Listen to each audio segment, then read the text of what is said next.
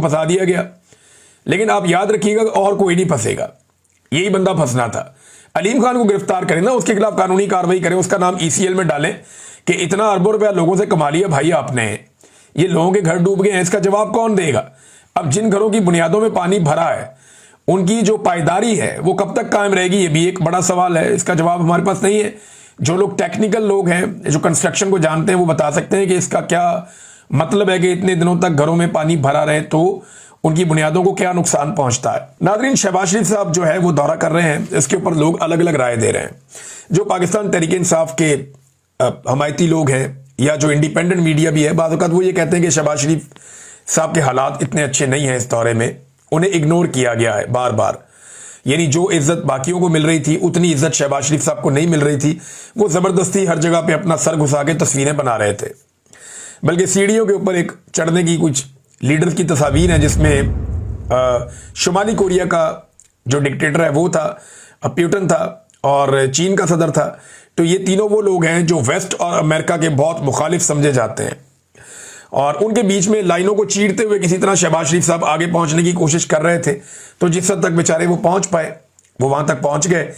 तो उन्होंने वहां अपनी वो बनाई है, उनके साथ एक अपीयरेंस शो की है।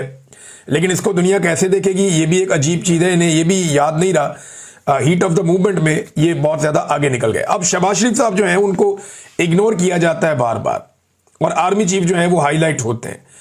और कुछ लोग दावा करते हैं बहुत इज्जत मिल रही है शहबाज शरीफ साहब को। तो ठीक है जी, मिल रही होगी इज्जत, लेकिन इसका फायदा क्या हो रहा है पाकिस्तान को? क्या कोई सरमायाकारी पाकिस्तान में आ रही है? क्या इन ममालिक में से कोई एक मुल्क पाकिस्तान को पैसे देने के लिए तैयार है? क्या इन ममालिक में से कोई एक मुल्क पाकिस्तान में अरबों डॉलर की सरमायाकारी लाने के लिए तैयार है?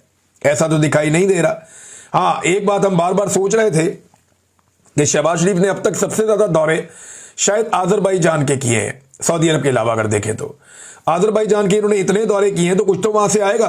तो इन्होंने कहा था कि 2 अरब डॉलर की सरमायाकारी आएगी, तो आज़रबाईजान से 2 अरब डॉलर की सरमायाकारी तो नहीं आई, उल्टा आज़रबाईजान की एक कंपनी को इन्होंने फायदा पहुंचा दिया है। और इसके अंदर क्या कमीशन का मामला है और क्या गेम डाली जा रही है, अभी इसके ऊपर इन्वेस्टिगेट होना चाहिए। मैं आपको बताता हूं ये करने क्या जा रहे हैं। व्हाइट ऑयल पाइपलाइन ये बिछाने जा रहे हैं, और ये आज़रबाईजान की एक कंपनी है सोकार, उसके साथ ये इन्होंने मुआहदा कर लिया है। और बगैर कैबिनेट से, बगैर असेंबली के अंदर डिस्कस किए, कुछ भी किए, इन्होंने इसके ऊपर दस्तखत भी कर दिए हैं। अच्छा, ये माचके से तारो जब्बा तक 477 किलोमीटर की एक पाइपलाइन बिछाई जाएगी, और ये पेट्रोल के लिए। ये माचके कहां पे, जरा समझ ले, बुलान में है, ज्यादा कोयटा से दूर नहीं है, बुलान का इलाका है बलूचिस्तान का, वहां पे माचके है। और इसके बाद जो तारो जब्बा है, ये जो इलाका है तारो जब्बा का, ये सक्खर के करीब है, सिंध में।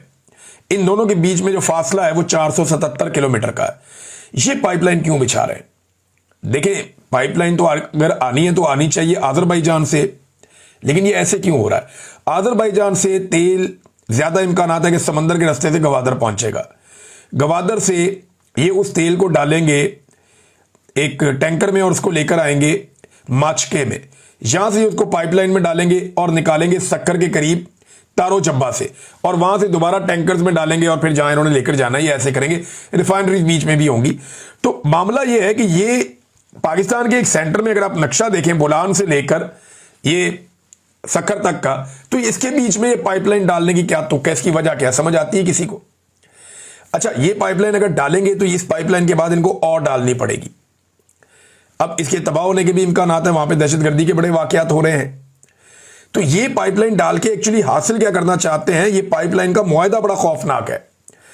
इसका मुआहदा जो किया जा रहा है वो किया जा रहा है बिल्कुल IPP के तर्ज पे, और वो भी डॉलर्स में, कि आज़रबाईजान की कंपनी आके यहां पे ये पाइपलाइन डाल देगी, 300 मिलियन डॉलर्स यहां पे लगा लेगी, और जब यहां पे पाइपलाइन डल जाएगी तो उसके अंदर से तेल गुजरे, उसके अंदर से तेल ना गुजरे, आपको पाइपलाइन के पैसे देने पड़ेंगे। यानी जैसे कि IPP में मुआहदा था ना कि चाहे आप बिजली बनाएं, चाहे आप बिजली ना बनाएं, आपको हम बिल अदा करेंगे, आपको हम पैसा देंगे अरबों रुपया, और डॉलर रेट के हिसाब से देंगे। यही मुआहदा शहबाज शरीफ ने किया इस पाइपलाइन में कि चाहे इसमें से तेल गुजरे, चाहे इसमें से तेल ना गुजरे, हम आपको इस पाइपलाइन का किराया मुहैया करेंगे हर महीने।